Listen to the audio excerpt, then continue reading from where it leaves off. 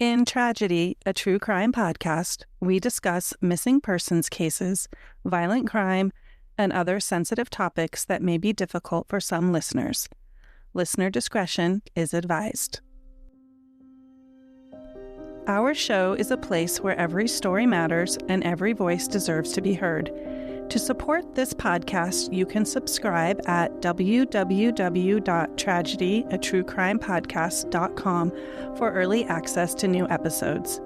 And join our Facebook community, Tragedy, a True Crime Podcast, for updates, discussions, and ways to support the families we feature. Welcome to Tragedy, a True Crime Podcast. I'm Elisa. And I'm Michael. Today, we're beginning a case that has haunted a family for more than 3 decades. It's a story that starts in Killeen, Texas, in the summer of 1990, and one that remains unresolved to this day. Before we introduce you to the people who knew and loved Deanna Merryfield, we wanted to take some time to provide context for this case. Because, like many missing persons cases, understanding what happened requires understanding the person at the center of the story and the circumstances surrounding her disappearance.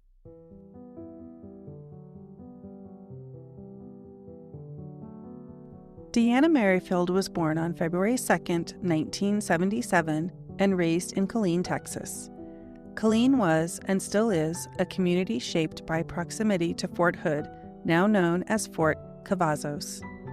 Military families moved in and out of the area regularly, creating a town where some residents stayed for generations, while others came and went every few years. Deanna was one of 4 sisters. She had an older sister, Amy, a fraternal twin sister, and a younger sister named Melissa. By all accounts, the sisters were extremely close. They spent their childhood playing together, riding bikes, exploring their neighborhood, and finding ways to entertain themselves despite difficult circumstances at home. And difficult circumstances would become a reoccurring theme in Deanna's young life. The girls' mother struggled with alcoholism, and when Deanna was still a child, their mother got married. In 1989, Deanna and her sisters disclosed that man had been abusing them. Ultimately, only Deanna's report resulted in criminal charges. The man was convicted of indecency with the child and received probation, along with the requirement to register as a sex offender. For Deanna, speaking up took tremendous courage. Years later, her family would describe her as someone who often protected her sisters, even when she herself was carrying burdens no child should have to carry. The aftermath of the investigation created even more upheaval. The sisters were separated and placed with different relatives. Deanna went to live with her grandmother, her twin lived with an uncle, and Amy was staying with various relatives and friends. Melissa's situation was different still. This is an important detail because many people assume the sisters were all living together when Deanna disappeared, but they were not. The separation was difficult for all of them. Family members have described a period of instability where the girls were moved between households and struggled to maintain a sense of normalcy. Despite that, Deanna reportedly made every effort she could to stay connected with her sisters. If she wanted to see them, she would find a way. Friends and family remember Deanna as bright, independent, and fiercely loyal. As a young child, relatives nicknamed her Prissy because she loved traditionally feminine things. Her twin sister later described her as a free spirit.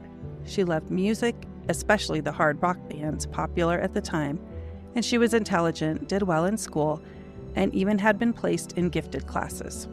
But as the abuse and instability in her life took a toll, people began to see changes in her behavior. Some would later label her troubled. Her sister Melissa sees it differently. Melissa had said that Deanna wasn't a troubled kid.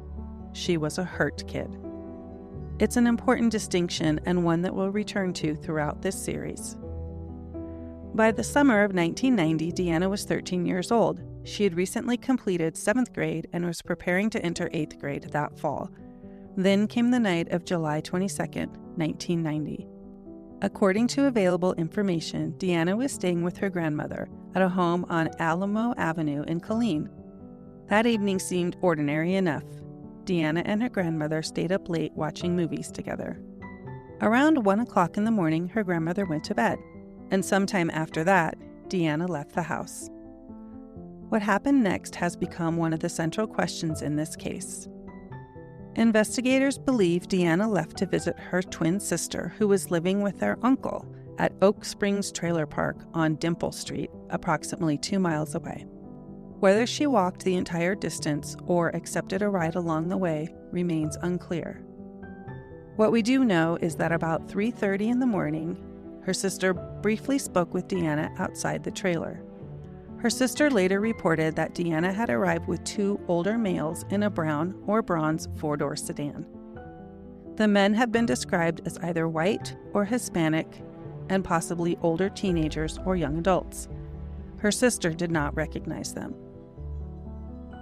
The conversation between the sisters was brief. Their uncle woke up and told Deanna she needed to head home. A few moments later, her sister watched her get back in the car, and that would be the last confirmed sighting of Deanna Merryfield. The following morning, her grandmother assumed Deanna was sleeping in, but when she checked her room, Deanna wasn't there. Family members began looking for her. Soon after, she was reported missing. And this is where the story takes a turn that continues to frustrate and pain her family to this day. Despite the fact that Deanna was only 13 years old, despite leaving no note, taking no belongings, and telling no one she planned to leave, law enforcement classified her as a runaway. That designation would shape nearly everything that followed. According to family members, little investigative work occurred in those early days. There was no large-scale search. There was minimal media attention. Leads were not aggressively pursued. As the years passed, the case became tangled in a series of confusing developments. In 1993, police reportedly received a phone call from a woman claiming that Deanna was home safe and could be removed from missing persons records. There was no confirmed follow-up, and nevertheless, the case was closed. Years later, Deanna's grandmother learned what had happened and pushed for the case to be reopened. It was. Then it was closed again. For much of the next decade, very little happened. As you'll hear from Deanna's sisters in future episodes, the family itself was struggling to understand what happened. Because they had been separated into different households, they weren't always receiving the same information. Some grew up believing one version of events, others heard something entirely different. The result was confusion, frustration, and decades of unanswered questions. In 2007, 17 years after Deanna vanished, her younger sister Melissa contacted law enforcement and learned the case had once again been closed. Melissa pushed for investigators to take another look, and this time there was a renewed effort. Age-progressed images were created, DNA was collected, friends and relatives were interviewed. Investigators attempted to reconstruct what had happened after all those years. But even then, the case remained complicated. There were reported sightings that couldn't be verified, phone calls from people claiming to be Deanna, stories that changed over time, tips that generated hope before ultimately leading nowhere. And through it all, one fact never changed. No verified evidence has ever shown that Deanna was alive after July 22, 1990. Her Social Security number has never been used, no confirmed sightings have been established, and the men in the sedan have never been publicly identified. Today, however, there is renewed momentum. Recent years have brought new investigators, new witnesses, and multiple organized searches. Melissa has become a tireless advocate for her sister. She has worked alongside private investigators, volunteers, and law enforcement personnel who believe this case is still solvable. New information has led to search efforts in and around Killeen. While those searches have not yet provided the answers the family seeks, they have a renewed hope that truth may still be uncovered. And that brings us to where we are today. More than 35 years have passed since Deanna disappeared. She would be 48 years old today. For her family, this has never been about revenge. It has never been about sensational headlines. It has always been about finding answers and bringing Deanna home. Over the next several episodes, you'll hear from people who knew her best, her sisters, her cousin, a childhood neighbor, and an investigator working to understand what happened on that summer night in 1990. Together, they'll help us piece together not only the circumstances of Deanna's disappearance, but also the story of the young girl at the center of it. Because before she became a missing person, Deanna Merryfield was a daughter, a sister, a granddaughter, a friend, and a child who deserved to be protected. And after more than 3 decades, her family is still searching for the answers she deserves. This is the story of Deanna Merryfield.